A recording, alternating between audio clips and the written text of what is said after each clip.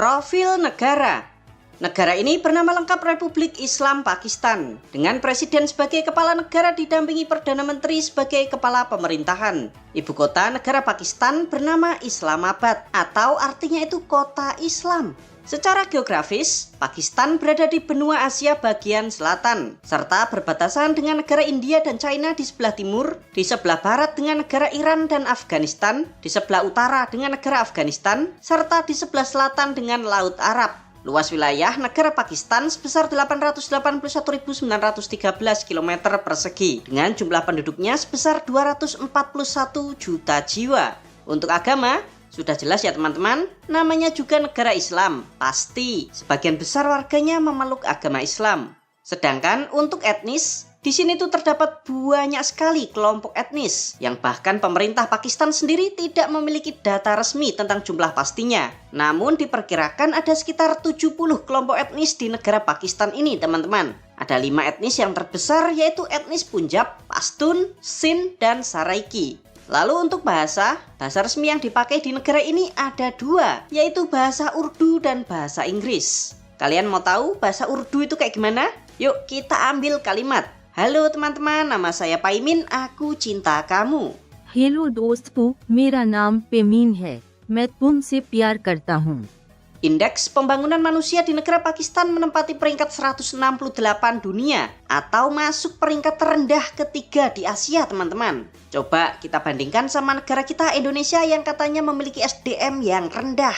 Tuh, Indonesia peringkat 113 dunia. Pakistan termasuk sebagai negara yang berkembang dengan kelompok ekonomi berpenghasilan menengah ke bawah. Perekonomian negara ini bertumpu pada industri pertambangan, industri peralatan olahraga, aneka barang dari kulit, industri tekstil dan pakaian, bahan kimia dan farmasi, peralatan medis, industri pertahanan, serta produk pertanian, dengan ekspor terbesarnya ke negara Amerika, China, dan Uni Emirat Arab. Sedangkan mata uang yang dipakai di sini bernama Rupee Pakistan. Kurs 1 Rupee setara dengan 58 rupiah. Kehidupan di Pakistan. Seperti namanya, Republik Islam Pakistan. Maka, agama Islam adalah agama resmi di negara ini, teman-teman. Nah, karena Islam adalah agama resmi, maka secara konstitusi, Presiden dan Perdana Menteri Pakistan itu wajib beragama Islam. Nggak boleh non-Muslim. Posisi tertinggi non-Muslim adalah sebagai menteri, teman-teman. Itu pun jumlahnya sangat terbatas. Patut kalian ketahui jika Pakistan di tahun 2024 menjadi negara dengan jumlah penduduk muslim terbesar di dunia, menggeser posisi Indonesia. Sebagian besar muslim di sini menggunakan mazhab Hanafi. Yang menarik nih, meskipun Islam sebagai agama resminya, pemerintah Pakistan ternyata tidak memaksakan para wanita untuk memakai jilbab. Mau pakai terserah, nggak pakai ya nggak apa-apa. Sekarang kita lihat berapa sih jumlah orang miskin di sini. Menurut laporan dari Institut Ekonomi Pembangunan Pakistan di tahun 2024, 39,5% penduduk di Pakistan berada di bawah garis kemiskinan multidimensi. Sedangkan provinsi yang penduduknya itu banyak yang miskin adalah Balochistan. 70% penduduk di provinsi ini tuh miskin-miskin. Lalu UMR di negara Pakistan sebesar Rp37.000 per bulan, atau sekitar 2,1 juta rupiah per bulan. Nama. Tahukah kalian jika nama Pakistan baru ada di tahun 1933 yang dicetuskan oleh Chaudhry Rahmat Ali? Pada awalnya, nama itu tuh bukan Pakistan teman-teman, melainkan Pakstan. Ya kayak kurang tendang banget ya. Bagusan Pakistan. Nah, Pakstan sendiri memiliki makna yang mewakili suku-suku bangsa yang ada di sini. P. Punjab, A. Afghania, K. Kashmir, S. Sindh, dan Tan Balochistan. Jika di otak-atik matuk, maka Pakstan dalam bahasa Persia juga memiliki arti yang bagus teman-teman. Pak artinya jernih, lalu Tan artinya tanah. Kalau digabungkan menjadi satu, tanah yang jernih, suci, bersih, tanpa noda. Asik. Bapak Rahmat Ali ini ternyata juga pernah mengusulkan nama untuk wilayah yang kini bernama Bangladesh, yaitu Banglastan, yang artinya tanah orang Bengal. Gimana ya teman-teman? Bagusan Banglastan atau Bangladesh? Tulis di kolom komentar ya.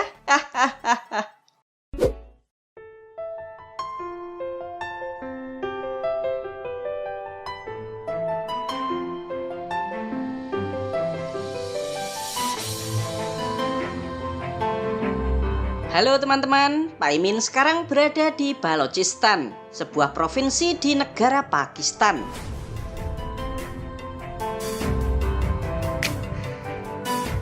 Provinsi ini merupakan provinsi terbesar di negara Pakistan.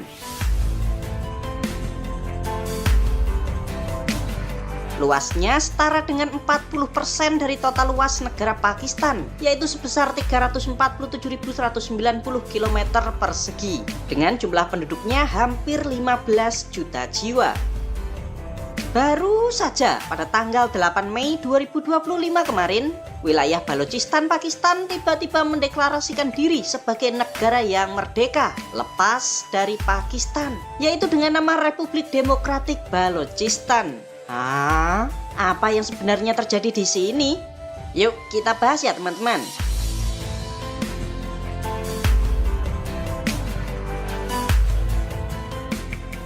Kita mulai cerita ini dari sejarah awal mula serta latar belakang. Mengapa sih Balochistan menginginkan merdeka? Di zaman dahulu pada tahun 1666, di wilayah Balochistan berdiri sebuah kerajaan yang bernama Kekhanan Kalat. Kerajaan ini merupakan gabungan dari konfederasi suku-suku Baloch atau suku pengembara, layaknya Mongol gitu teman-teman. Nah, orang-orang Baloch menganggap diri mereka sebagai keturunan dari bangsa Medes atau orang asli dari Persia kuno. Pada abad ke-19 atau sekitar tahun 1800-an lah, kerajaan ini mulai melemah teman-teman. Hal ini dikarenakan adanya serangan dari kerajaan-kerajaan tetangganya dan berhasil merebut sejumlah wilayahnya, seperti serangan dari Emirat Afghanistan serta dari Kekaisaran Qajar dari Iran. Nah, di sisi lain ada pula para penjajah dari Inggris yang telah berhasil mengambil alih India. Praktis teman-teman, Kekhanan Kalat ini posisinya itu sangat-sangat kepepet, terjepit di antara kepungan musuh-musuhnya. Coba kalian bayangkan kalau jadi pemimpinnya. Pusing-pusing tuh teman-teman. Akhirnya pada tahun 1875, Kekhanan Kalat menandatangani perjanjian dengan Inggris supaya wilayahnya itu dijaga. Oke, Inggris mau dong teman-teman. Tapi ada syaratnya, yaitu wilayah Balochistan harus dipecah. Balochistan Utara dicaplok oleh Inggris sebagai bagian dari British India. Sedangkan Balochistan Selatan tetap menjadi Kekhanan Kalat. Lalu wilayah yang telah dianeksasi Kekaisaran Qajar harus rela diserahkan. Nah, kalau saat ini bernama Provinsi Sistan Balochistan, milik negara Iran, atau provinsi terbesar kedua di negara Iran teman-teman. Kekhanan Kalat resmi diberikan kebebasan oleh Inggris sebagai negara yang merdeka pada tanggal 12 Agustus 1947, lalu diikuti kemerdekaan Pakistan pada tanggal 14 Agustus, lalu disusul oleh India di tanggal 15 Agustus. Pemimpin Kekhanan Kalat saat itu bernama Ahmad Yar Khan. Beliau saat itu dibujuk oleh mantan penasehatnya untuk bergabung ke negara Pakistan. Mantan penasehatnya ini bernama Muhammad Ali Jinnah, yang dijuluki juga sebagai bapak pendiri negara Pakistan.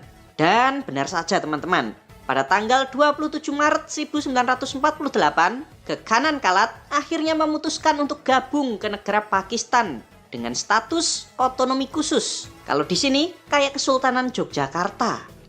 Namun keputusan ini ditentang oleh sejumlah pejabat dan anggota kerajaan, sehingga memicu pemberontakan Balochistan. Namun skalanya ini masih kecil teman-teman.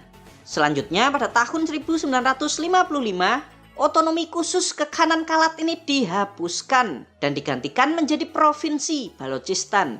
Dan ini yang menjadi petaka, karena merasa jabatannya itu dihilangkan serta tidak dianggap lagi sebagai penguasa. Pemimpin Kekhanan Kalat yaitu Ahmad Yar Khan mendeklarasikan diri lepas dari Pakistan pada bulan Juni 1958.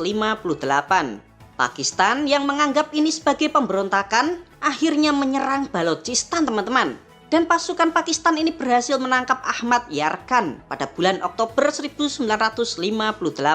Nah, hal inilah yang memicu semakin besarnya perlawanan yang dilakukan oleh kelompok nasionalis Balochistan. Hal ini juga dimanfaatkan oleh India teman-teman. India diduga mensupport kelompok pemberontak di Balochistan. Namun tentu saja hal ini dibantah oleh India. kalau menurut Pak Imin sih, India ini pasti bantu teman-teman. India dan Pakistan ini juga main proksi-proksian. Pakistan mendanai kelompok pemberontak di Kashmir, India, sedangkan India mendanai kelompok pemberontak di Balochistan. Duh, repot banget nih. Bagaimana nih kalau menurut kalian? Kemarahan masyarakat Balochistan terhadap Pakistan semakin diperparah dengan kondisi hidup masyarakat di sini yang sebagian besar masih miskin. Diperkirakan terdapat 70% dari total penduduk Balochistan yang hidup di bawah garis kemiskinan multidimensi. Padahal, provinsi ini merupakan provinsi yang sangat kaya sumber daya alam, seperti minyak, gas, tembaga, bahkan emas juga ada. Namun sebagian tambang ini malah dikuasai oleh China. Wah. Alasan berikutnya, Pakistan ini melakukan uji coba senjata nuklirnya di wilayah Balochistan pada tanggal 28 Mei 1998 yang lalu. Ini menambah kemarahan warga di sini teman-teman, karena banyak warga di sekitar yang terkena oleh radiasi nuklir tersebut.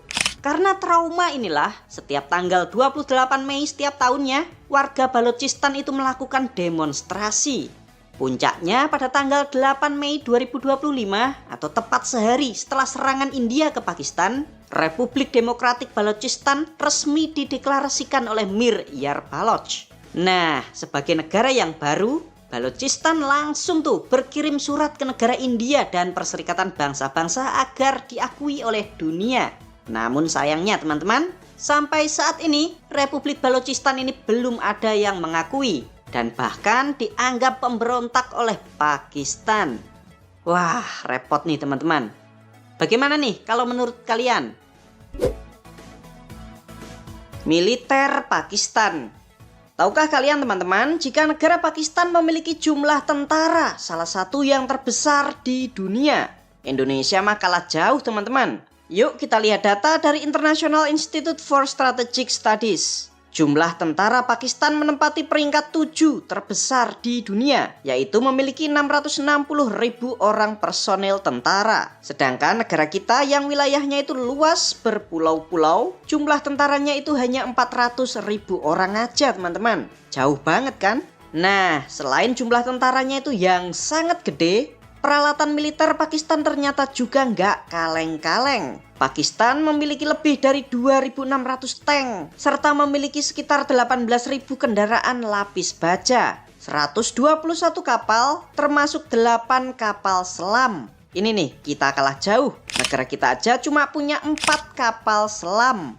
Pakistan juga memiliki 1.400 pesawat, belum lagi pesawat yang tidak berawak alias drone. Jumlahnya ada ratusan teman-teman. Jangan lupa juga Pakistan juga memiliki senjata nuklir. Negara ini adalah satu-satunya negara mayoritas muslim yang memiliki senjata nuklir teman-teman. Loh, Iran kan juga punya Min. Iran itu punya fasilitas penelitian nuklir, namun Iran tidak memiliki senjata nuklir. Nah, kecanggihan militer Pakistan ternyata tidak lepas akan bantuan dari negara China. Yang sudah kita ketahui bahwa Pakistan dan China adalah sahabat sejati. Mereka berdua ini tidak terpisahkan teman-teman. Pakistan bahkan membangun perusahaan industri pertahanan yang bekerja sama dengan negara China. Seperti kerjasama pembuatan tank Al-Khalid serta pesawat tempur PAC-JF-17 Thunder. Tuh, patut kalian ketahui juga ya teman-teman, jika Pakistan ternyata juga membina hubungan yang baik dengan Amerika Serikat, terutama di bidang militer. Bahkan, negara Pakistan telah terdaftar sebagai salah satu anggota sekutu Amerika non-NATO. Wih, ngeri juga ya teman-teman, backingannya Pakistan. Ada China dan Amerika. Jalan berbahaya. Inilah salah satu jalan raya paling berbahaya di dunia teman-teman. Namanya adalah Jalan Fairy Meadows yang letaknya di wilayah Gilgit-Baltistan. Lebar jalanan ini sangat sempit sekali teman-teman. Belum lagi di satu sisi langsung menghadap jurang. Serta jalanan juga masih tanah dan kerikil. Yang tambah ngeri pas papasan teman-teman. Meleng dikit insya Allah bakal ketemu malaikat. Alasan pemerintah Pakistan tidak kunjung memperbaiki jalan ini karena medannya itu sangat-sangat berbahaya. Di samping itu, proyek perbaikan jalan juga akan diprotes oleh Akamsi karena dapat mempengaruhi pendapatan mereka dari penyewaan jeep. Makanya ya dibiarin aja teman-teman. Sedangkan panjang jalan Fairy Meadows ini sekitar 16 km. Jika kalian naik jeep, dibutuhkan waktu 2 jam perjalanan untuk sampai ke tujuan, yaitu base camp pendakian gunung Nanga Parbat. Tuh, gunungnya cantik banget ya teman-teman. Gunungnya ini tingginya mencapai 8.126 meter di atas permukaan laut, serta menjadi gunung tertinggi ke-9 di dunia. Hal unik di Pakistan.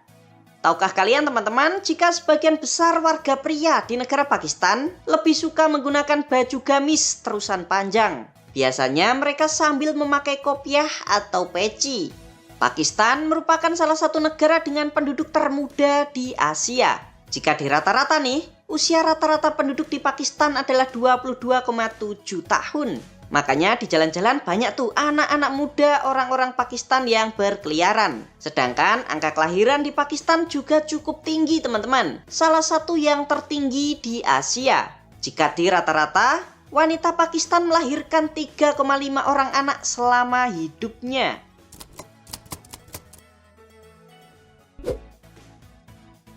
Profil negara. Negara ini bernama lengkap Kerajaan Bhutan, dengan raja sebagai kepala negara dibantu Perdana Menteri sebagai kepala pemerintahan. Ibu kota negara ini bernama Kota Thimphu. Secara geografis, Bhutan merupakan negara yang terkurung oleh daratan dan berada di kawasan Asia Selatan. Negara ini terhimpit oleh 2 negara besar, yaitu Cina dan India. Luas wilayah negara Bhutan sebesar 38.395 km persegi dengan jumlah penduduknya hampir 800.000 jiwa. Untuk agama, sebagian besar penduduk di sini memeluk agama Buddha. Sedangkan untuk etnis, sebagian besar merupakan etnis Ngalop atau keturunan dari orang Tibet. Kalau etnis Lhot Sampas adalah keturunan dari orang Nepal. Lalu bahasa resmi yang digunakan di negara Bhutan adalah bahasa Dzongkha. Kalian mau tahu nggak bahasa Dzongkha itu kayak gimana? Yuk kita ambil kalimat. Halo teman, bagaimana kabarmu? Baik-baik saja. Nama saya Paimin, aku cinta kamu. Tashi dile, kyo kate pemo, kyo temu inam, nge mimpi min selabin, langkuluka. Indeks pembangunan manusia di negara Bhutan menempati peringkat 125 dunia. Negara ini tergolong sebagai negara yang berkembang dengan kelompok ekonomi berpenghasilan menengah ke bawah. Perekonomian negara ini bertumpu pada industri semen, industri minuman beralkohol, industri buah olahan, produk dari kayu, serta pariwisata. Dengan ekspor terbesarnya ke negara India, Italia, dan Kolombia. Sedangkan mata uang yang dipakai di negara ini bernama ngultrum. Kurs 1 ngultrum setara dengan 1 rupiah India, atau sekitar Rp182. Selain ngultrum, rupiah India juga dapat digunakan di negara ini. Kehidupan di Bhutan. Tahukah kalian jika Bhutan kepadatan penduduknya hanya 21 orang per 1 km persegi, atau menjadi salah satu negara paling jarang penduduknya per kapita di Asia. 49% dari total penduduk tinggalnya itu di desa-desa teman-teman. Tahu nggak kalian, jika Bhutan merupakan negara dengan penduduk paling bahagia di dunia? Apa alasannya, Min? Nanti ya kita bahas di poin berikutnya. Kita sekarang lihat berapa sih jumlah orang miskin di sini? Menurut BPS Bhutan, di tahun 2025, jumlah orang miskin di negara ini sebesar 12,4% dari total penduduk.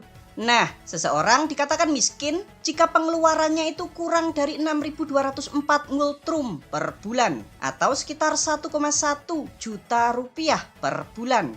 Sedangkan gaji UMR di negara ini kalau dirupiahkan nih berkisar antara Rp77.000 hingga Rp115.000 per hari. Ini gaji minimumnya teman-teman. Sedangkan gaji rata-rata pekerja di negara ini sekitar 3,4 juta rupiah per bulan. Ya mirip-mirip lah kayak di negara kita Indonesia. Oh iya teman-teman, di negara ini tidak ada orang gembel yang tidur di pinggir jalan. Negara paling bahagia. Tahukah kalian jika Bhutan dicap sebagai negara paling bahagia di dunia? Hah? Kok bisa? Ini karena negara Bhutan menerapkan filosofi kebahagiaan nasional bruto. Apaan tuh, Min? Jadi negara ini tuh unik banget teman-teman.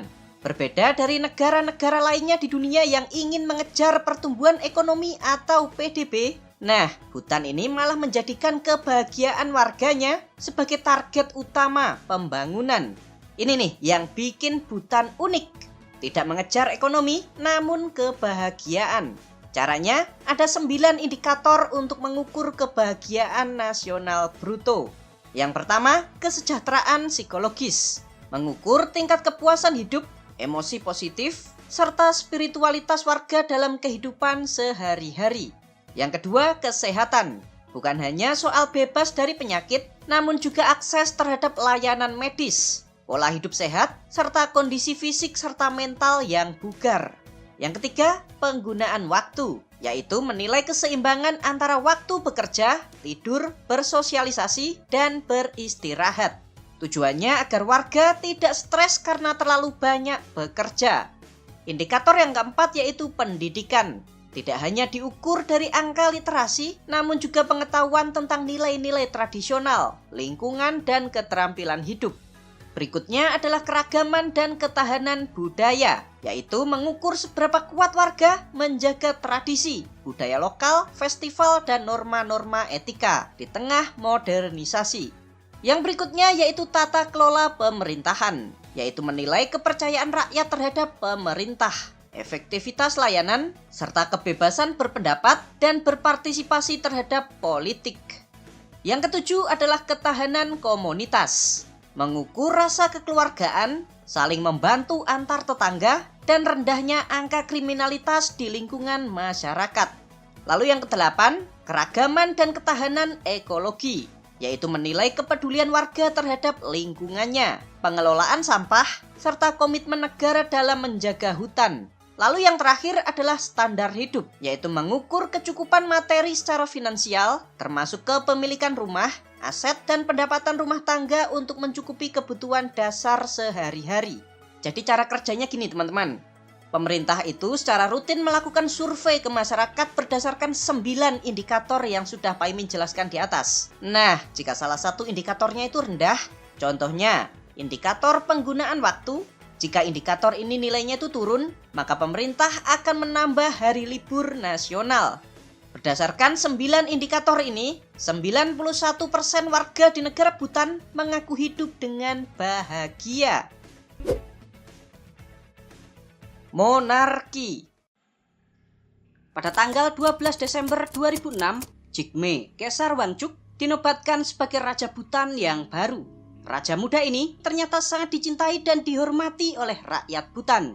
Berbagai kebijakannya dinilai sangat pro terhadap masyarakat, mulai dari pendidikan dan kesehatan gratis, memberikan tanah kepada rakyat miskin, belusukan ke desa-desa, sampai memiliki proyek yang sangat ambisius, yaitu mendirikan kota baru yang modern namun tetap bergaya tradisional Bhutan. Dan yang bikin kagum, uang untuk membangun proyek ini bukan berasal dari utang, namun berasal dari penjualan mata uang kripto, Bitcoin. Bhutan ternyata memiliki penambangan Bitcoin yang besar teman-teman.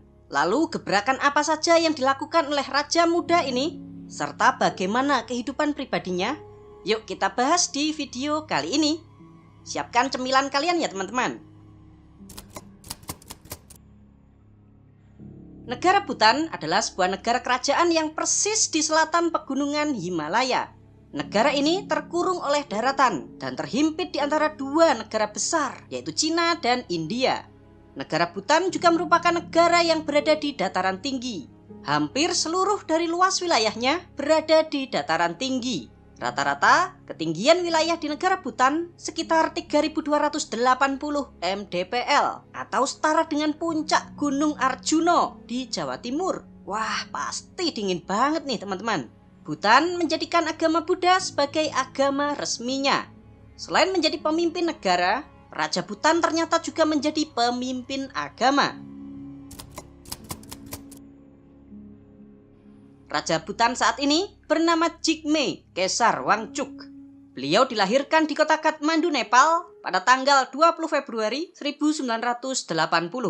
Beliau adalah anak pertama dari Jigme Singye Wangchuk, Raja Bhutan saat itu. Di masa kecilnya, Jigme Kesar bersekolah di kota Thimphu, negara Bhutan, mulai dari SD sampai SMP. Menginjak SMA, beliau disekolahkan di Phillips Academy di negara Amerika. Lalu dilanjutkan ke sekolah persiapan masuk kuliah di Karsing Academy, Amerika. Beliau kemudian kuliah sarjana politik di Wheaton College, Amerika. Lalu melanjutkan ke jenjang S2 politik di Magdalen College, Oxford University di negara Inggris. Dan lulus dengan gelar MPhil pada tahun 2001. Beliau dikenal sangat cerdas, teman-teman. Bayangin ya, usia 21 tahun sudah bergelar Master S2. Selain gelar akademis, beliau ini juga memperoleh 15 gelar Doktor Honoris Causa dari berbagai universitas di dunia, mulai di tahun 2005 sampai 2025. Setelah lulus kuliah di tahun 2001, setahun kemudian beliau mendapatkan tugas pertama kenegaraan sebagai putra mahkota untuk mewakili kerajaan Bhutan di Majelis Umum Perserikatan Bangsa-Bangsa ke-27. Nah, agar paham politik dan pemerintahan, sang ayah kemudian menunjuknya sebagai Tronsa Penlop atau gelar gubernur di Provinsi Tronsa pada tahun 2004. Saat menjadi gubernur, beliau secara aktif terlibat di dalam pengembangan generasi muda dan menaikkan standar pendidikan. Beliau juga turut serta mempromosikan kebijakan-kebijakan perlindungan lingkungan. Tak heran ya teman-teman, Bhutan menjadi satu-satunya negara dengan emisi karbon negatif di dunia. Merasa anaknya sudah siap untuk memerintah, Raja Jigme Singye mengeluarkan dekret kerajaan pada tanggal 9 Desember 2006, yaitu turun dari tahta. Beliau ingin kerajaan Bhutan dipimpin oleh anak muda, jiwa muda, dan kebijakan-kebijakan yang lebih mendobrak. Setelah ayahnya pensiun sebagai raja, sang putra mahkota Jigme Kesar secara resmi dinobatkan sebagai Raja Bhutan yang baru saat itu juga. Sedangkan seremonial penobatan secara resmi dilakukan 2 tahun kemudian, yaitu pada tanggal 6 November 2008, yang dihadiri oleh delegasi negara sahabat dan ratusan ribu masyarakat. Pada tanggal 20 Mei 2011, Raja Jigme Kesar di dalam pidatonya di sidang parlemen menyampaikan bahwa dirinya sudah bertunangan dengan sang kekasih, Jetsun Pema, yang saat itu masih berusia 20 tahun teman-teman. Ternyata Jetsun Pema ini sudah kenal dengan Jigme Kesar saat dirinya masih berusia 7 tahun. Sedangkan Jigme Kesar saat itu berusia 17 tahun. Mereka berdua kenalan saat acara piknik keluarga. Saat itu tuh, Jigme Kesar menghampiri Jetsun Pema dan mengajaknya berkenalan dan mengaku suka. Keduanya kemudian menikah pada bulan Oktober tahun 2011. Dari pernikahan ini lahir 3 orang anak, yaitu putra mahkota Jigme Namgyal, Pangeran Jigme Ugyen, serta putri Sonam Yangden. Tahukah kalian teman-teman, Raja Bhutan ternyata sering belusukan ke kampung-kampung. Baik itu mendengarkan masalah rakyatnya, maupun ikut gotong royong bersih-bersih desa. Jadi meskipun seorang raja, beliau ini juga ikutan untuk turun langsung ke lapangan. Ini sebabnya Raja Bhutan sangat-sangat dicintai oleh rakyatnya. Selain itu, sang raja juga penuh dengan gebrakan. Kalian mau tahu nggak gebrakan apa yang telah dilakukan oleh Raja Bhutan yang muda ini sehingga rakyatnya dinobatkan sebagai rakyat paling bahagia di dunia? Yuk kita bahas. Yang pertama, ini nih kunci paling penting, yaitu bebas korupsi. Menurut Indeks Persepsi Korupsi tahun 2026, peringkat 1 itu negara paling bersih dari korupsi dan 180 adalah negara terkorup di dunia. Nah, Bhutan menempati peringkat 18 dunia atau setara dengan negara Jepang. Wow. Jadi Bhutan ini salah satu negara paling bersih dari korupsi, bukan cuma di Asia, namun sudah skala dunia. Peran KPK negara Bhutan memang sangat penting banget teman-teman. KPK di negara ini bebas dari intervensi politik. Selain KPK, peran yang gak kalah penting adalah sang raja. Ya, di dalam budaya masyarakat di negara ini, raja adalah simbol agama sekaligus simbol negara. Nah, Raja Bhutan itu sangat-sangat dihormati dan dipatuhi oleh rakyatnya, termasuk PNS. Pegawai negeri di negara ini memiliki komitmen moral yang tinggi untuk memprioritaskan kepentingan negara di atas kepentingan pribadi, sehingga tidak ada suap menyuap. Yang kedua adalah tambang. Bukan tambang nikel, batu bara juga bukan. Raja Bhutan membuat gebrakan untuk membangun pertambangan Bitcoin. Listriknya didapat dari surplus pembangkit listrik tenaga airnya. Di Bhutan tuh, air itu sangat berlimpah teman-teman. Saat ini pada bulan Mei 2026, pemerintah kerajaan Bhutan diperkirakan memiliki 3.400 hingga 3.954 koin Bitcoin. Yang ketiga, pembangunan kota kesadaran Gelapu yang digagas langsung oleh sang raja. Kota ini dirancang oleh BIG, perusahaan arsitek dari kerajaan Denmark. Kota ini mengusung prinsip netral karbon dengan bangunan maksimalnya itu hanya 6 lantai teman-teman. Serta bangunannya itu harus memakai material lokal seperti dari kayu, batu, dan bambu. Jadi bahannya itu nggak boleh impor. Nah, nantinya kota seluas 1.000 km persegi ini akan memiliki berbagai fasilitas seperti bandara internasional, pusat spiritual, pusat kesehatan, universitas, serta pusat penelitian. Loh, dananya dari mana, Min? Utang ya? Yo enggak teman-teman, kota ini tidak dibangun dengan utang, namun dari penjualan Bitcoin. Di tahun 2024, Bhutan saat itu memiliki 13.000 Bitcoin. Namun saat ini di tahun 2026, sebagian besar koin itu telah dijual untuk membangun proyek ini. Gebrakan keempat, pada tahun 2008, Bhutan berubah menjadi monarki konstitusional.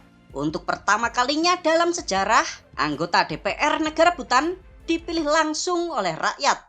Jadi di negara Bhutan itu ada 25 anggota DPR, 20 orang dipilih oleh rakyat, serta 5 orang sisanya ditunjuk oleh raja. Dan yang bikin kalian kaget, anggota DPR di negara Bhutan minimal harus lulus sarjana. Jadi kalau lulusan SMA nggak boleh jadi DPR. Sedangkan jabatan Perdana Menteri dijabat otomatis oleh ketua partai pemenang pemilu. Gebrakan berikutnya yaitu mewajibkan masyarakat memakai pakaian tradisional di tempat-tempat tertentu. Jadi pas jam kerja, seluruh PNS dan karyawan di sektor formal wajib memakai pakaian tradisional. Masyarakat yang mengunjungi gedung atau kantor pemerintah juga wajib memakai pakaian tradisional. Acara resmi dan festival keagamaan juga wajib dipakai. Termasuk anak-anak sekolah juga wajib pakai pakaian tradisional. Di luar itu, kalau mau jalan-jalan biasa atau santai-santai, bebas mau pakai apa saja. Yang penting sopan santun. Hal ini dilakukan untuk menjaga budaya dan identitas sebagai bangsa. Jadi modern itu boleh, namun jangan sampai lupa terhadap adat istiadat. Gebrakan lain adalah biaya gratis 100% untuk pendidikan sampai jenjang SMA. Kesehatan juga gratis 100%. Nggak ada lagi tuh biaya BPJS-BPJS-an kayak kita. Jadi full gratis. Selanjutnya adalah kebijakan pembatasan pariwisata. Negara Bhutan itu ingin turis asing yang datang tuh sedikit namun berkelas tinggi. Nah, turis asing ini harus membayar uang pembangunan $100 per malam kepada pemerintah negara Bhutan. Wow, mehong banget nih teman-teman. 1,7 juta rupiah per hari cuy. Ini belum termasuk hotel, makan, transport, tiket wisata, dan pemandu wisata. Oh iya, wisatawan asing di sini juga wajib menyewa pemandu wisata. Jadi kalian itu dilarang intil-intil backpackeran sendiri ke negara ini. Hal ini dilakukan oleh negara Bhutan agar negaranya itu tidak over terhadap turis. Mereka berpikir semakin banyak turis, maka semakin cepat merusak situs-situs suci dan budaya mereka. Bhutan itu ingin negaranya tetap tenang dan eksklusif.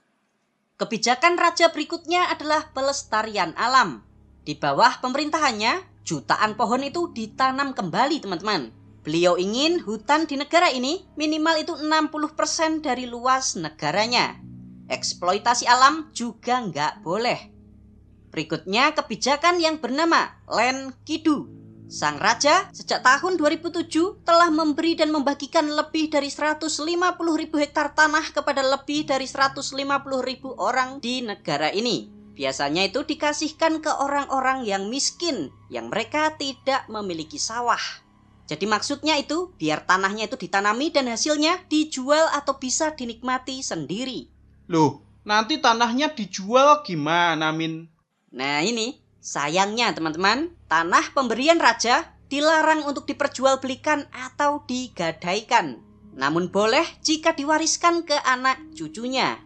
Ini nih, salah satu cara agar warga meskipun hidup miskin, minimal mereka tetap bisa makan. Gebrakan lain adalah kebijakan wajib militer untuk pria dan wanita selama 1 tahun. Kebijakan ini bernama Gyalsung. Ya meskipun namanya itu wajib militer, namun pelatihan militernya itu cuma 3 bulan saja teman-teman. 9 bulan berikutnya, para peserta itu malah diberikan pelatihan, yaitu pelatihan keterampilan khusus yang dapat mereka pilih. Seperti keterampilan bertani, ilmu kesehatan, teknologi, konstruksi bangunan, dan lain sebagainya. Gebrakan terbaru dari raja, sang raja melakukan restrukturisasi besar-besaran di tubuh pemerintah. Semua PNS di negara ini wajib mengikuti tes kompetensi setahun sekali. Nah, bagi PNS yang nilainya itu di bawah kompetensi, maka mereka diminta untuk pensiun dini atau mengundurkan diri. Nah, sebagai imbas ada kebijakan tes ini, gaji PNS di negara Bhutan dinaikkan hingga 50% sampai 90%. Itulah teman-teman beberapa kebijakan dan gebrakan dari sang raja. Bagaimana nih kalau menurut pendapat kalian? Dataran tinggi.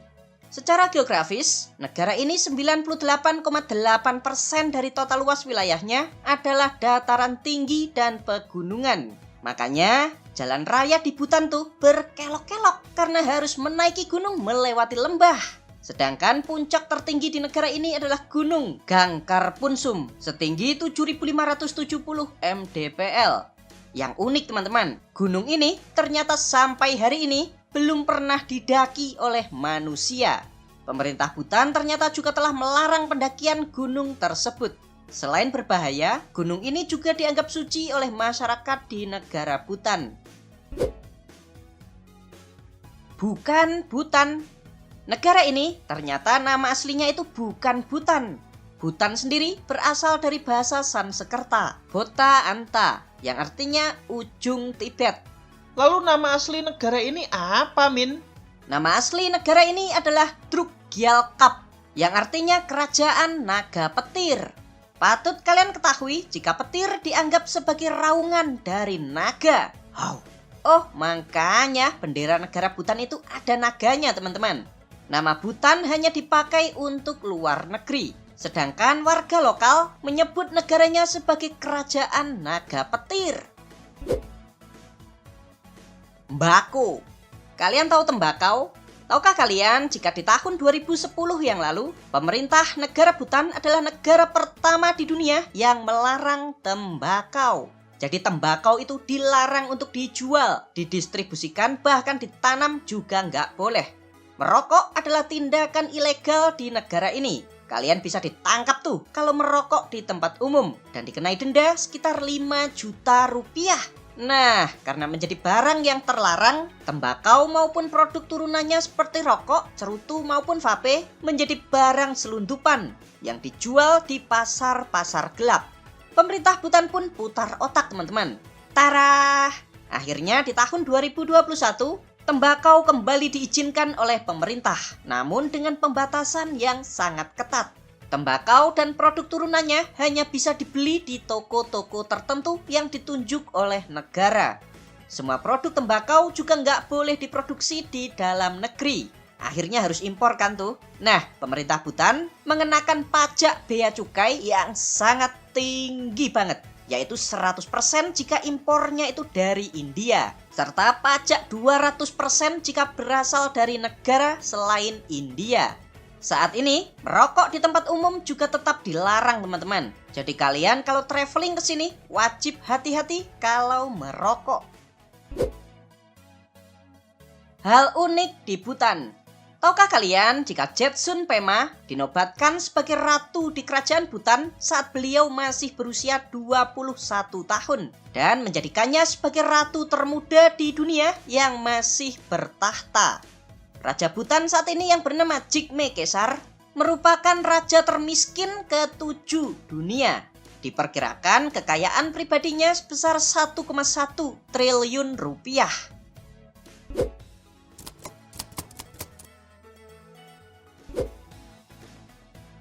Profil negara. Negara ini bernama lengkap Republik Maladewa, dengan presiden sebagai kepala negara sekaligus kepala pemerintahan.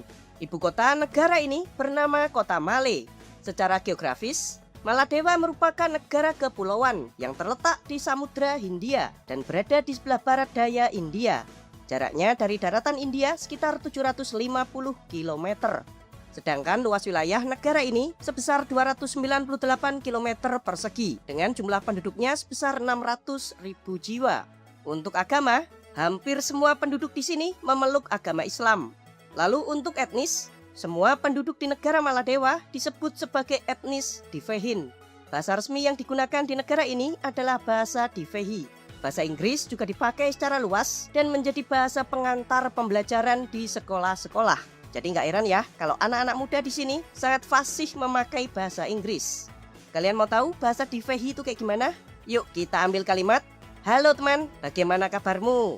Baik-baik saja? Salam kenal. Nama saya Paimin, aku cinta kamu.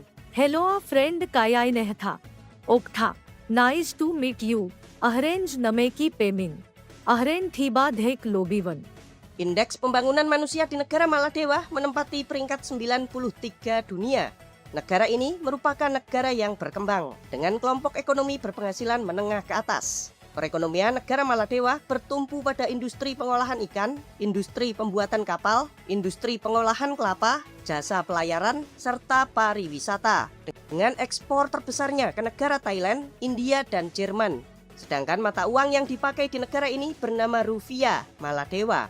Kurs 1 rupiah setara dengan 1.165 rupiah. Ya, meskipun nama mata uangnya itu hampir sama kita, namun nilainya itu berbeda sangat jauh sekali. Kehidupan di Maladewa. Tahukah kalian jika sebagian warga atau sekitar sepertiga dari total penduduk tinggalnya di ibu kota negaranya, yaitu Kota Male. Warga banyak yang mengadu nasib ke kota karena mudahnya akses kesehatan, pendidikan, dan peluang kerja di sektor pariwisata. Sedangkan UMR di negara ini terbagi atas 3 skala usaha. Untuk usaha skala besar, UMR-nya sekitar 8,4 juta rupiah per bulan. Jika bekerja di bidang pariwisata atau bekerja di perusahaan skala menengah atau menjadi PNS, maka UMR-nya sekitar 7,3 juta rupiah per bulan. Yang terakhir, jika usaha kecil, maka UMR-nya sekitar 4,7 juta rupiah per bulan. Wah, lumayan gede ya teman-teman. Sedangkan untuk angka kemiskinan, Maladewa merupakan negara dengan persentase orang miskin paling rendah di kawasan Asia Selatan. Menurut Bank Dunia, jumlah orang miskin di negara ini sebesar 7,9% dari total penduduk. Kalau versi pemerintah Maladewa, jumlah orang miskin di sini hanya 5,4% saja, teman-teman. Negara kepulauan. Sama seperti halnya negara kita Indonesia, Maladewa adalah sebuah negara kepulauan yang terdiri atas 1.192 pulau karang. Ini beda sama negara kita Indonesia, teman-teman, yang sebagian besar pulaunya adalah pulau material vulkanik. Nah, dari ribuan pulau itu, 187 merupakan pulau lokal yang dihuni oleh masyarakat setempat. Sisanya merupakan pulau yang tidak berpenghuni. Pemerintah Maladewa kemudian menyewakan pulau tidak berpenghuni ini kepada para investor. Sekitar 150-170 pulau disewakan kepada investor untuk dijadikan sebagai resort, penginapan maupun villa-villa yang mewah. Pariwisata. Negara Maladewa memiliki pemandangan alam yang luar biasa cantik, teman-teman. Karunia dari Tuhan ini dimanfaatkan dengan sangat baik. Industri pariwisata di sini benar-benar maju. Padahal nih, pariwisata Maladewa baru dikenal oleh dunia di tahun 1970-an. Menurut data, di tahun 2025, Maladewa dikunjungi oleh sekitar 2,2 juta turis asing. Pariwisata adalah penggerak utama perekonomian di negara ini, teman-teman. Secara tidak langsung, 70% PDB negara ini bergantung pada sektor pariwisata. 60% devisa negara ini juga berasal dari pariwisata. Jadi cari devisa itu nggak perlu jauh-jauh pemerintah kirim TKI. Cukup pariwisatanya itu dikembangkan dengan baik. Terus 90% penerimaan pajak negara juga berasal dari pariwisata. Nggak perlu lagi mencekik rakyatnya pakai pajak yang tinggi. Maladewa adalah salah satu negara di Asia yang pajak rakyatnya itu sangat rendah. Masyarakat yang memiliki pendapatan di bawah 62 juta rupiah per bulan tidak dikenai pajak. Lalu bahan pokok kayak beras, gula, tepung, minyak goreng, dan bahan-bahan pokok lainnya itu juga bebas dari pajak. Selain bahan pokok, bahan lain kena pajak PPN sebesar 8%. Namun khusus untuk wisatawan asing dikenakan pajak PPN yang sangat-sangat tinggi, yaitu 16%. Jadi pemerintah Maladewa itu sengaja agar pajak rakyatnya itu ditekan serendah-rendahnya supaya daya beli masyarakat itu tetap stabil. Sementara pembangunan negara dibiayai oleh miliaran dolar, uang yang berasal dari para wisatawan asing. Nah, supaya menarik wisatawan, Maladewa itu memiliki pemikiran yang luar biasa cemerlang, yaitu menerapkan kebijakan visa gratis 30 hari untuk seluruh negara di dunia. Kecuali satu negara yang nggak boleh, yaitu dari negara Israel. Penduduk negara Israel dilarang masuk ke negara Maladewa. Berbahaya. Maladewa bukanlah negara yang berbahaya bagi para wisatawan, tetapi negara ini memiliki tingkat kerentanan yang sangat tinggi terhadap ancaman lingkungan dan bencana alam tertentu akibat kondisi geografisnya. Tahukah kalian jika negara ini merupakan negara paling datar di dunia? 80% dari total luas wilayah negara Maladewa berada kurang dari 1 mdpl. Nah, hal ini menjadi ancaman terbesar dari negara Maladewa, yaitu apa? Kenaikan permukaan air laut. Diperkirakan di tahun 2050, sebagian besar pulau-pulau di negara ini bakalan tenggelam. Kalau gempa bumi gimana, Min? Negara Maladewa ternyata letaknya itu jauh dari garis patahan tektonik aktif, sehingga bisa dikatakan aman terhadap bencana gempa bumi. Gunung berapi juga nggak ada, teman-teman. Namun, karena negara ini tuh datar, kecil, dan berada di tengah laut, gempa skala besar yang menyebabkan tsunami dapat menjadi ancaman yang serius. Contoh, di tahun 2004 yang lalu, ketika Sumatera diterjang tsunami yang sangat dahsyat, Maladewa juga kena imbasnya, teman-teman. Padahal jauh banget jaraknya, sekitar 2.600 km. Nah, gelombang tsunami di Maladewa kala itu setinggi 1,2 meter hingga 4,2 meter, serta menyebabkan 108 orang tewas. Tapi overall, ya aman-aman aja, teman-teman. Kasus kriminal juga sangat sedikit di negara ini. Islam. Agama Islam Sunni, Mazhab Syafi'i adalah agama resmi dan satu-satunya agama yang diakui bagi warga negara Maladewa. Jadi menurut konstitusi negara ini, warga Maladewa harus dan wajib memeluk agama Islam tanpa terkecuali. Bentar, Min. Tadi di profil negara kayaknya pemeluk Islam cuma 98% deh. Yap, karena pekerja asing yang bekerja di negara ini juga dimasukkan ke dalam hitungan. Namun jika kita abaikan pekerja asing, maka 100% penduduk di negara ini memeluk agama Islam. Kalau ada warga yang murtad pindah agama gimana, Min? Maka si orang tersebut bakal dicabut kewarganegaraannya.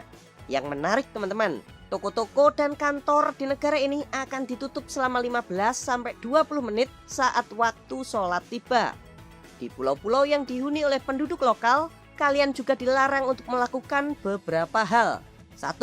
Dilarang makan daging babi dan minum minuman beralkohol. Yang kedua, kalian para wisatawan wajib berpakaian sopan. Bahu dan lutut harus tertutup di area publik. Yang ketiga, kalau main di pantai, dilarang pakai bikini atau pakai baju renang yang seksi-seksi. Itu nggak boleh. Namun larangan ini tidak berlaku jika kalian berada di pulau resort. Bebas kalian mau ngapain asal bukan tindakan kriminal.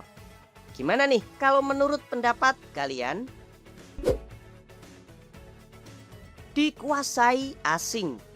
Pemerintah negara Maladewa menerapkan kebijakan yang sangat liberal untuk menarik modal dari internasional. Sebagian besar pulau resort di negara ini dikelola oleh perusahaan asing. Perusahaan asing dapat menyewa pulau dari pemerintah dengan jangka waktu yang sangat-sangat panjang, hingga 99 tahun. Wow. Namun agar warga lokal itu dapat menikmati efek ekonomi, perusahaan asing dilarang untuk menguasai penginapan-penginapan kecil atau guest house di pulau-pulau lokal. Agen perjalanan dan transportasi logistik juga tidak boleh dimasuki oleh investor asing. Hal ini dilakukan untuk melindungi lapangan pekerjaan bagi masyarakat setempat. Ketergantungan. Sebagai negara pulau kecil, Maladewa adalah negara yang tidak memiliki sawah. Terus penduduknya makan apa, Min? Ya makan nasi lah teman-teman. Namun seluruh pasokan beras di negara ini 100% berasal dari impor, terutama datang dari negara India, Sri Lanka, Thailand maupun dari Vietnam. Negara Maladewa juga harus mengimpor seluruh bahan bakar atau BBM kendaraan. Negara ini tuh nggak punya sumber daya alam teman-teman. Tambang itu nggak ada di sini. Sawit juga nggak ada. Terus produksi peternakan kayak susu, daging, telur itu juga semuanya impor dari luar negeri. Sebagian besar sayur-sayuran dan buah-buahan juga impor dari luar negeri. Apalagi ya, itu bahan bangunan juga impor. Kayu, besi, pasir, granit, semen itu semuanya impor dari luar negeri. Tuh, gimana? Enakan di Indonesia kan? Semuanya ada dan lengkap. Hal unik di Maladewa. Olahraga sepak bola merupakan olahraga yang sangat digemari oleh masyarakat di negara ini. Prestasi tertingginya adalah juara 2 kali Piala Asia Selatan di tahun 2008 dan 2021. Tahukah kalian jika Maladewa adalah negara yang tidak memiliki sungai? Air bersih di negara ini diproses melalui desalinasi air laut.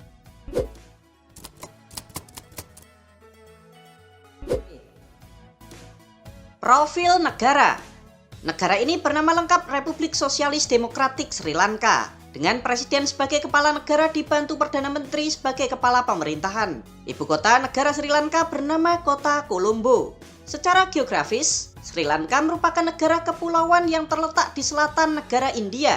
Negara ini hanya dipisahkan oleh Selat Palk dengan India. Jarak terdekat dengan India hanya 54,8 km saja. Sedangkan luas wilayah negara Sri Lanka sebesar 67.240 km persegi dengan jumlah penduduknya sebesar 21 juta jiwa.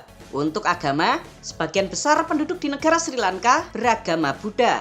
Agama Buddha juga menjadi agama resmi di negara ini, teman-teman. Untuk etnis, sebagian besar warga merupakan etnis Sinhala. Sedangkan bahasa resmi yang dipakai di sini ada 2 macam, yaitu bahasa Sinhala dan bahasa Tamil. Kalian mau tahu nggak bahasa Sinhala dan Tamil itu kayak gimana? Yuk kita ambil kalimat. Halo teman-teman, bagaimana kabarmu? Nama saya Paimin, aku cinta kamu. Kita mulai dari bahasa Sinhala. Halo යාළුවනේ කොහොමද? මගේ නම පෙයිමින් මම ඔයාට ආදරෙයි. Selanjutnya bahasa Tamil. வணக்கம் நண்பர்களே, எப்படி இருக்கீங்க? என் பெயர் பைமின், நான் உன்னை காதலிக்கிறேன். Indeks pembangunan manusia di negara Sri Lanka menempati peringkat 89 dunia. Negara ini merupakan negara berkembang dengan kelompok ekonomi berpenghasilan menengah ke bawah. Perekonomian negara Sri Lanka bertumpu pada industri tekstil dan pakaian, pariwisata, industri manufaktur, jasa teknologi informasi, karet, teh, rempah-rempah, hasil perikanan serta batu mulia dengan ekspor terbesarnya ke negara Amerika, Inggris, dan India. Sedangkan mata uang yang dipakai di sini bernama rupiah Sri Lanka. Kurs 1 rupiah setara dengan 54 rupiah. Krisis ekonomi di Sri Lanka. Negara ini dinyatakan krisis ekonomi sejak 21 April tahun 2019. Penyebabnya ada banyak faktor teman-teman, seperti ketidakbecusan pemerintah serta salah kelola negara. Hal ini juga diperparah dengan kebijakan-kebijakan pemerintah yang semakin memperburuk perekonomian. Contohnya kebijakan pemotongan pajak rakyat. Tentu saja teman-teman, kebijakan pengurangan atau pemotongan pajak ini membuat rakyat sangat senang karena kewajiban bayar pajaknya itu kan menjadi berkurang. Kebijakan ini mengakibatkan pendapatan negara berkurang 33,5%.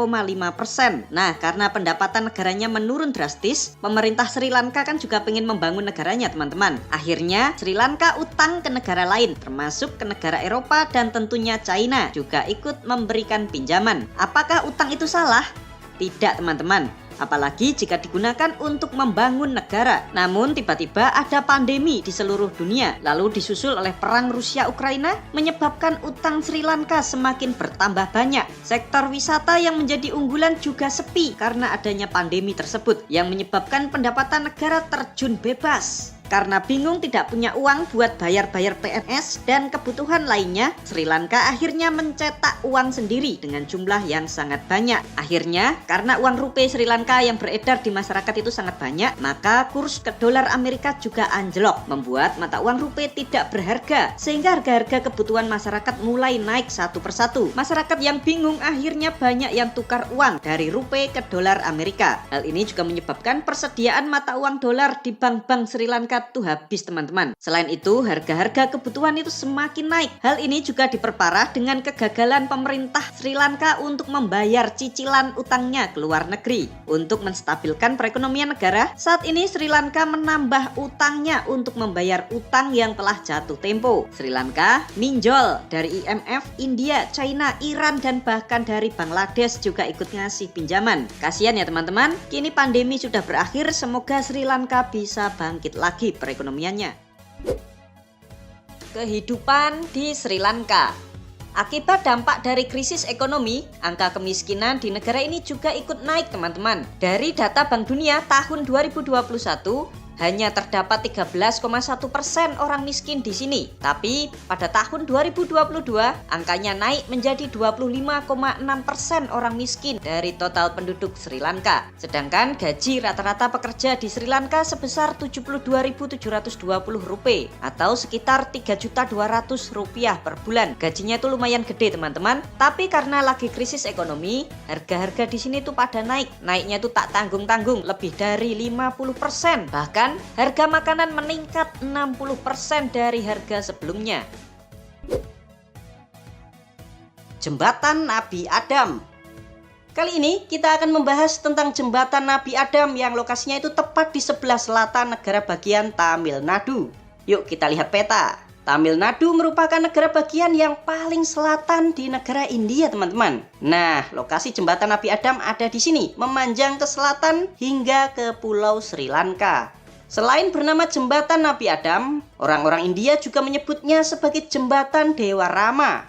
Menurut kepercayaan agama Hindu yang bersumber pada kitab Ramayana, kitab ini sendiri diperkirakan itu ditulis sekitar abad ke-7 sebelum Masehi hingga 4 sebelum Masehi, atau sekitar 2600 hingga 2300 tahun yang lalu. Nah, di dalam kitab Ramayana ada seorang dewa yang bernama Dewa Rama. Nah, Dewa Rama ini memiliki istri yang sangat-sangat cantik, bernama Dewi Sinta atau Sita. Sang dewi ini kemudian diculik oleh Raja Buto atau Raja Raksasa yang bernama Rahwana. Rahwana ini memiliki 10 wajah teman-teman. Maka Rahwana juga dikenal dengan nama Dasamuka. Rahwana adalah seorang raja raksasa yang memerintah di sebuah kerajaan yang bernama Alengka atau Langka. Nah, diperkirakan kerajaan Langka lokasinya saat ini berada di Pulau Sri Lanka. Dewa Rama ditemani oleh pasukan Wanara atau pasukan manusia berwajah monyet yang dipimpin oleh Hanuman. Mereka ini lalu bahu-membahu membangun sebuah jembatan yang sangat besar agar bisa sampai menuju Lanka. Pasti kalian bertanya-tanya nih, kok repot-repot banget sih Min bangun jembatan? Kan tinggal bikin perahu aja, tinggal nyebrang. Nah, menurut kepercayaan agama Hindu, gunung itu adalah tempat yang paling suci karena dekat dengan kediaman sang dewa. Coba deh kalian perhatikan, di daerah pegunungan-pegunungan pasti banyak sekali tuh candi-candi bercorak Hindu. Sedangkan dasar laut adalah tempat yang buruk karena semakin dekat dengan neraka. Jadi mereka itu nggak berani untuk naik kapal, jika jatuh kan masuk neraka. Nah, makanya mereka itu bikin jembatan. Saat ini jembatan yang dikatakan sebagai jembatan Rama ini masih tetap ada dan kini menjadi destinasi wisata religi bagi umat agama Hindu dan Islam, terutama orang Islam India. Loh, kenapa ada Islam, Min? Karena jembatan ini juga dipercaya sebagai sebagian umat Islam di negara India sebagai jembatan Nabi Adam. Jadi begini teman-teman, menurut kepercayaan umat muslim di sini, Nabi Adam alaihissalam dan Hawa diturunkan Allah ke bumi dengan keadaan terpencar-pencar. Hawa diturunkan di Arab, sedangkan Nabi Adam diturunkan Allah di Sri Lanka. Orang-orang di sini percaya jika puncak Adam di Sri Lanka menjadi lokasi turunnya Nabi Adam untuk pertama kalinya ke bumi. Nah, setelah Adam itu turun ke Sri Lanka, beliau itu kan cari-cari istrinya tuh. Lalu agar bisa menyeberang ke India, Adam pun membuat jembatan dari batu dan pasir. Tara! Jadilah jembatan Nabi Adam. Jadi, tempat ini merupakan lokasi ziarah bagi umat agama Hindu, sebagian Islam dan Kristen, terutama bagi mereka yang mendiami India. Sayangnya, pada tahun 2007 yang lalu, survei arkeologi India yang meneliti jembatan ini mengatakan jika jembatan Adam merupakan proses alamiah, bukan struktur yang dibuat oleh manusia. Bagaimana nih teman-teman? Apakah kalian percaya jika jembatan ini dibangun oleh Nabi Adam? Atau bahkan sama sekali tidak percaya? Dijuluki negara air mata. Tahukah kalian teman-teman, jika negara Sri Lanka memiliki dua julukan? Yang pertama, dijuluki negara mutiara Samudra Hindia karena keindahan alam dan keanekaragaman hayatinya yang sangat besar. Serta tak ketinggalan, Sri Lanka juga menyimpan batu permata yang melimpah. Yang kedua, negara ini dijuluki sebagai tetesan air mata. Yuk kita buka peta dulu ya teman-teman. Lihat Pulau Sri Lanka, bentuknya itu mirip seperti tetesan air mata. Itulah sebabnya negara ini juga disebut sebagai negara tetesan air mata India. Negara rempah-rempah.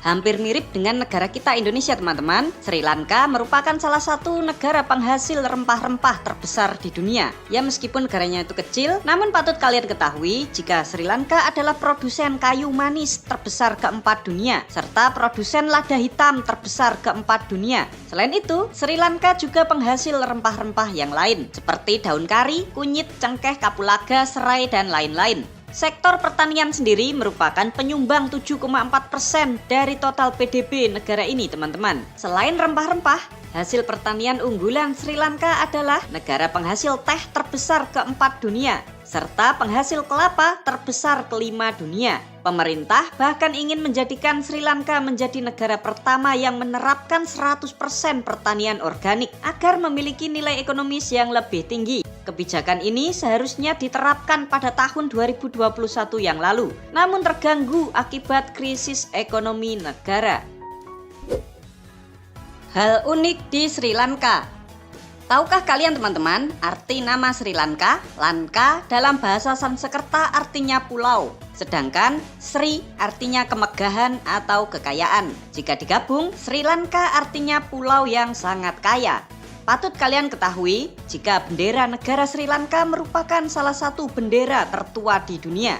Bendera bergambar singa ini sudah digunakan sejak tahun 543 sebelum Masehi yang dibawa oleh Pangeran Vijaya, pendiri kerajaan Tambapani yang datang dari India Utara. Kalau di negara kita, geleng-geleng artinya tanda menolak. Sebaliknya, orang Sri Lanka akan menggelengkan kepala jika setuju. Tahukah kalian, jika banyak kafe atau restoran di Sri Lanka bertuliskan hotel, padahal di situ tidak bisa dibuat menginap, jadi cuma tempat makan saja teman-teman. Alasannya, orang Sri Lanka menganggap tulisan hotel adalah nama yang keren. Orang di Sri Lanka ternyata lebih suka makan pakai tangan kosong daripada memakai sendok. Negara Sri Lanka merupakan negara yang memiliki Perdana Menteri wanita pertama di dunia. Beliau bernama Sri Mafo Bandaranaike yang menjabat pada tahun 1960.